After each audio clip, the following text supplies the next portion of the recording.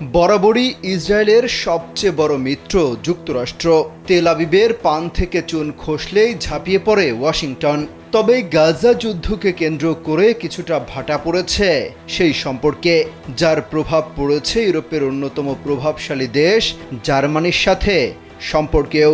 ইসরায়েলকে আর নতুন করে কোনো অস্ত্র দিতে রাজি হচ্ছে না জার্মানি। বার্তা সংস্থা রয়টার্সের এক প্রতিবেদনে এই তথ্য জানা গেছে।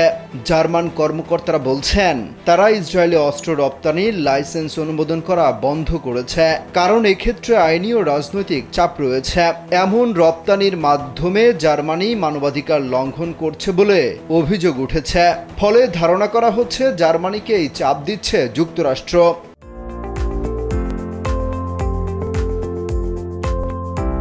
অবশ্য এ বিষয়ে আনুষ্ঠানিকভাবে কোনো মন্তব্য করেনি জার্মান পররাষ্ট্র মন্ত্রণালয়।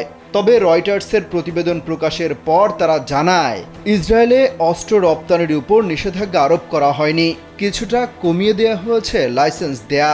চলতি মাসে যুক্তরাজ্য ইসরায়েলে অস্ত্র রপ্তানি সংক্রান্ত ৩৫০টি লাইসেন্সের মধ্যে ৩০টি স্থগিত করেছে, কারণ ইসরায়েল আন্তর্জাতিক মানবাধিকার আইন লঙ্ঘন করছে বলে উদ্বেগ তৈরি হয়েছে।